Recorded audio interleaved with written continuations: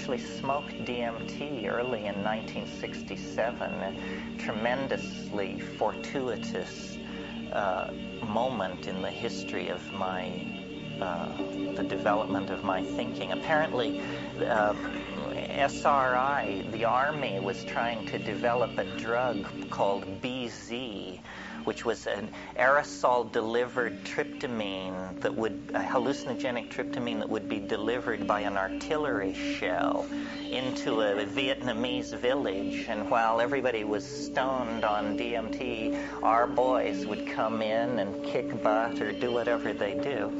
And a 55-gallon drum of solid DMT had been boosted off the back of a truck by some Stanford graduate students. And I'm telling you, it was incredible. I mean, it's never been that good. I don't know what this stuff was exactly. A 55-gallon drum of... There might be, actually, the search for the treasure of the Sierra Madre. So I had this benchmark, DMT. And I took a fair bit of LSD in those undergraduate years at Berkeley, but I have to confess, it was never easy for me. It always seemed like psychoanalytic Drano, kind of. And after each acid trip, I would say, my God, I'm not going to do that again. Well, of course, then 2 weeks later, I would be back to it. But my style has always been to be a reader and to inform myself. So I read The Doors of Perception and Havelock Ellis and Weir Mitchell, all these people I mentioned this afternoon.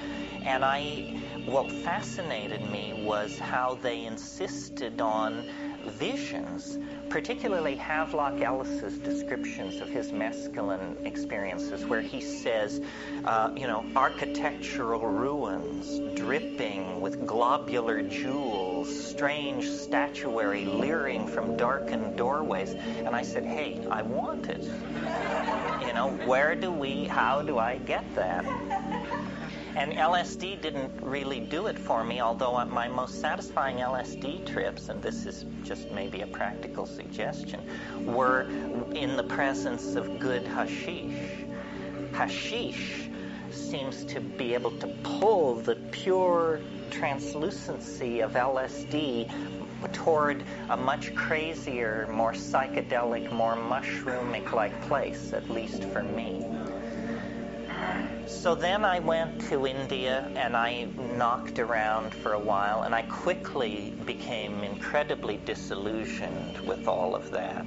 I just thought it was the most outrageous con that has ever come down the pike. That, maybe millennia ago there was something going on, but it has been so enfolded by priestcraft and dogma and class consciousness and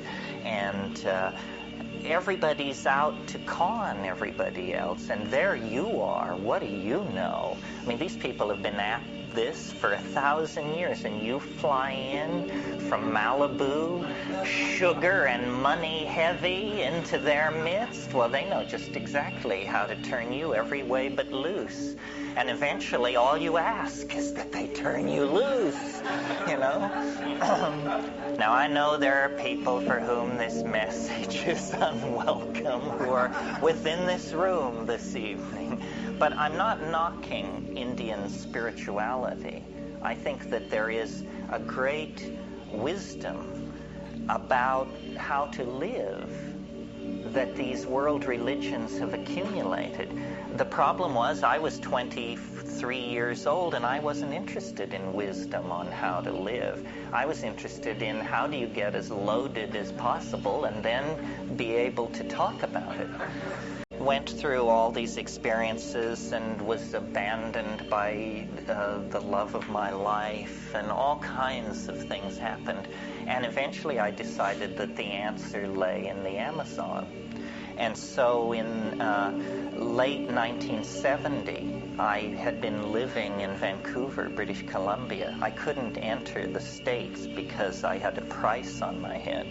Not much of one, but an uncomfortable situation to be in.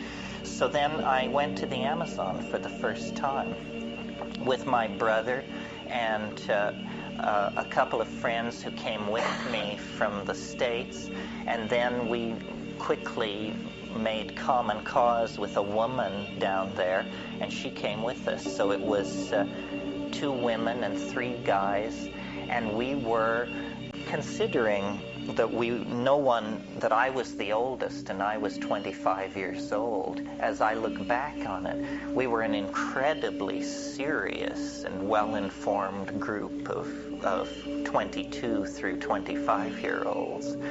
And our intent, we had all graduated from the School of DMT. We were all post-revolutionary Berkeley communard types.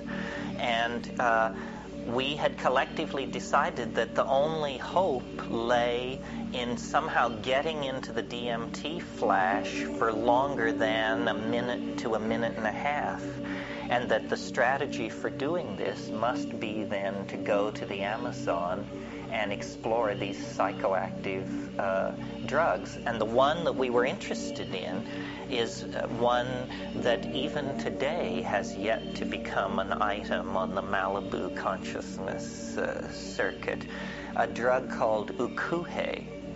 Ukuhe, it's used only by the Witoto, Bora, and Muinani tribes of the lower Putumayo of Comissaria Amazonas in Colombia.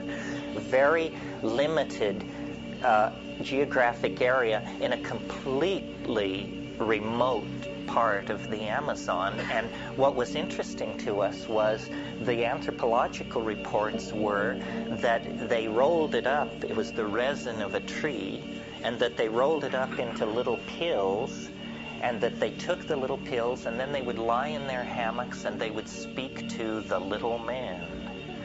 And so we said, this has got to be it. And Dick Schultes, Richard Evan Schultes of Harvard, had already published on the chemistry of ukuhe, and it was definitely contained DMT. So we said, okay, these people have found the way into what we then called the beta level, just for shorthand. So the way into the beta level was to be achieved by ukuhe. So we put together this expedition, and we descended the Putumayo River, which is the border between Colombia and Ecuador and Peru, to a place called San Jose del Encanto on the Rio Igaraparaná, which flows into the Putumayo there. And at that point, it's a 120-kilometer overland 5-day walk to a remote mission called La Chorrera. And